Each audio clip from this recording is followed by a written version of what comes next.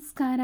ನಾನು ಚೈತ್ರ. ಇವತ್ತು ರವೆ ಇಡ್ಲಿ ಮಾಡಿ ತೋರಿಸ್ತಾ ಇದ್ದೀನಿ. ಮೊದಲಿಗೆ ಯಾರೆಲ್ಲ ನನ್ನ ವೀಡಿಯೋನ ಹೊಸ್ದಾಗಿ ನೋಡ್ತಾ ಇದ್ದೀರಾ, ನನ್ನ ಚಾನಲ್ನ ಸಬ್ಸ್ಕ್ರೈಬ್ ಮಾಡ್ಕೊಳ್ಳಿ. ಹಾಗೆ ಪಕ್ಕದಲ್ಲಿರುವಂಥ ಬೆಲ್ಲೈಕನ್ನ ಕೂಡ ಕ್ಲಿಕ್ ಮಾಡ್ಕೊಳ್ಳಿ.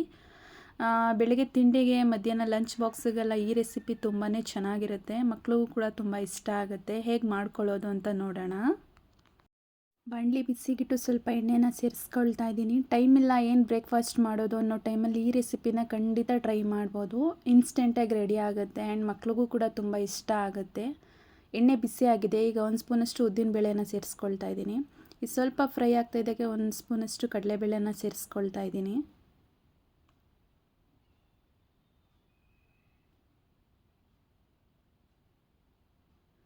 ಟೊಮೊಟೊ ಚಟ್ನಿ ಅಥವಾ ಬೇರೆ ಯಾವುದಾದ್ರೂ ಚಟ್ನಿ ಜೊತೆ ಇದನ್ನು ಸರ್ವ್ ಮಾಡ್ಬೋದು. ತುಂಬ ಚೆನ್ನಾಗಿರುತ್ತೆ ಟೇಸ್ಟ್ ಅಂತೂ.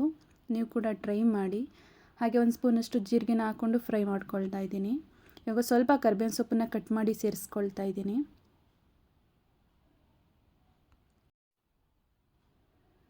ಖಾರಕ್ಕೆ 5ರಿಂದ 6 ಹಸಿಮೆಣಸಿನಕಾಯಿನ ಸಣ್ಣದಾಗಿ ಕಟ್ ಮಾಡಿ ಸೇರಿಸ್ಕೊಳ್ತಾ ಇದ್ದೀನಿ. ಖಾರ ನೋಡ್ಕೊಂಡು ಹಾಕ್ಕೊಳ್ಳಿ.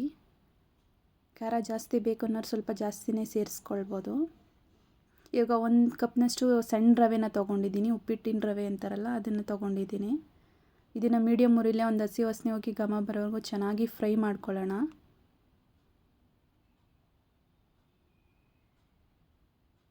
ರವೆ ಎಲ್ಲ ಚೆನ್ನಾಗಿ ಅಳ್ಳಬೇಕು. ಮೀಡಿಯಮ್ ಉರಿಲೇ ಇದನ್ನು ಚೆನ್ನಾಗಿ ಹುರ್ಕೊಳ್ಬೇಕು.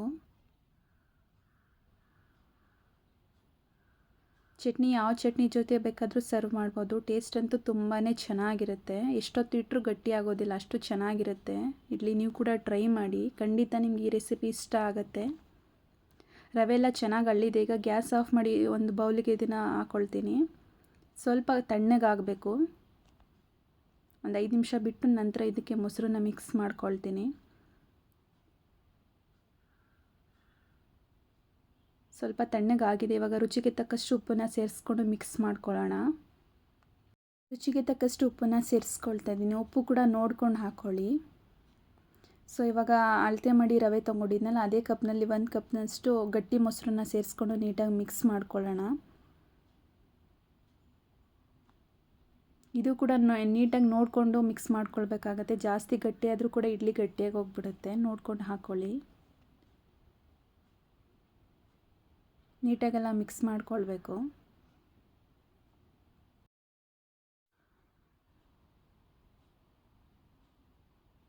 ನೀಟಾಗೆಲ್ಲ ಮಿಕ್ಸ್ ಮಾಡಿಕೊಂಡು 1 ಕಪ್ನಷ್ಟು ಕ್ಯಾರೆಟ್ನ ತುರಿದು ಹಾಕ್ಕೊಳ್ತಾ ಇದ್ದೀನಿ. ಆದಷ್ಟು ಸಣ್ಣಗೆ ತುರ್ಕೊಂಡು ಹಾಕ್ಕೊಳ್ಬೇಕು. ಇದನ್ನು ಕೂಡ ನೀಟಾಗೆಲ್ಲ ಮಿಕ್ಸ್ ಮಾಡ್ಕೊಳ್ಳೋಣ.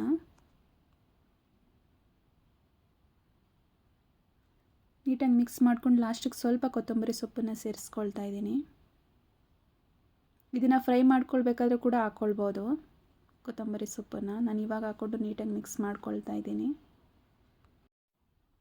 ಈಗ ಸ್ವಲ್ಪ ಗಟ್ಟಿ ಅನಿಸ್ತಾ ಇದೆ. 1/4 ಕಪ್ನಷ್ಟು ನೀರನ್ನ ಸೇರಿಸ್ಕೊಳ್ತೀನಿ. ರವೆ ಚೆನ್ನಾಗಿ ಅಳ್ಳಿದೆ, ಹಾಗಾಗಿ ಗಟ್ಟಿ ಆಗ್ತಾ ಇದೆ. ಈ ಹದಕ್ಕೆ ಸಾಕಾಗುತ್ತೆ. ಈಗ ಒಂದು 10 ನಿಮಿಷ ಇದನ್ನು ಬಿಡ್ತೀನಿ. ರವೆ ಎಲ್ಲ ಚೆನ್ನಾಗಿ ಅಳ್ಳಬೇಕು. ಸೊ ಹಾಗಾಗಿ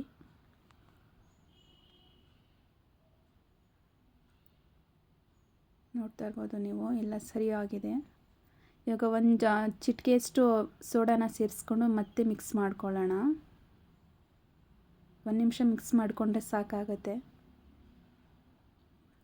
ಜಾಸ್ತಿ ಸೋಡಾ ಹಾಕಿದ್ರೆ ಸ್ವಲ್ಪ ಗಟ್ಟಿಯಾಗಿ ಹೋಗ್ಬಿಡುತ್ತೆ ಇಡ್ಲಿ. ನೋಡ್ಕೊಂಡು ಹಾಕ್ಕೊಳ್ಳಿ.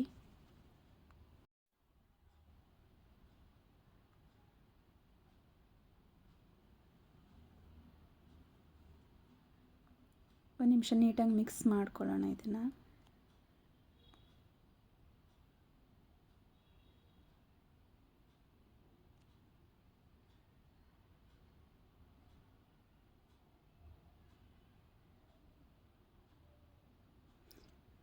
ಇಡ್ಲಿ ಪ್ಲೇಟಿಗೆ ಸ್ವಲ್ಪ ಎಣ್ಣೆನ ಹಾಕ್ಕೊಂಡು ಇವಾಗ ಸ್ವಲ್ಪ ಸ್ವಲ್ಪನೇ ಹಾಕ್ಕೊಳ್ಬೇಕು. ಅರ್ಧ ಹಾಕ್ಕೊಂಡ್ರೆ ಸಾಕಾಗುತ್ತೆ. ಇಡ್ಲಿ ಆಮೇಲೆ ಫುಲ್ ಆಗಿರುತ್ತೆ. ಈ ರೀತಿ ಸ್ವಲ್ಪ ಸ್ವಲ್ಪನೇ ಹಾಕ್ಕೊಳ್ಬೇಕು. ಬೇಕಂದರೆ ಇದಕ್ಕೆ ಗೋಡಂಬಿ ಕೂಡ ಸೇರಿಸ್ಕೊಳ್ಬೋದು.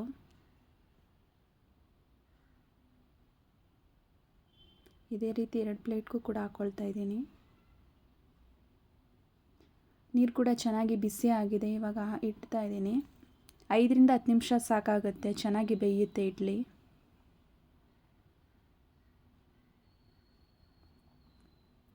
ನೋಡಿ ಇಡ್ಲಿ ಎಲ್ಲ ಚೆನ್ನಾಗಿ ಬೆಂದಿದೆ. ಇವಾಗ ಹೇಗೆ ಬಂದಿದೆ ಅಂತ ನೋಡೋಣ. ನೋಡಿ ಗಟ್ಟಿ ಕೂಡ ಆಗಿಲ್ಲ, ತುಂಬ ಚೆನ್ನಾಗಿ ಬಂದಿದೆ. ಎಷ್ಟು ಹೇಗೆ ಬರ್ತಾ ಇದೆ ನೋಡಿ.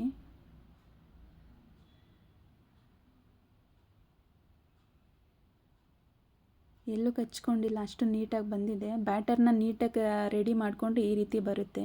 ತುಂಬ ಸಾಫ್ಟಾಗಿ ಬಂದಿದೆ, ಎಷ್ಟೇ ಹೊತ್ತಿಟ್ರೂ ಗಟ್ಟಿ ಆಗೋದಿಲ್ಲ. ಚೆನ್ನಾಗಿ ಕೂಡ ಬೆಂದಿದೆ. ನೋಡಿ ಎಷ್ಟು ಸಾಫ್ಟಾಗಿ ಬಂದಿದೆ ಅಂತ.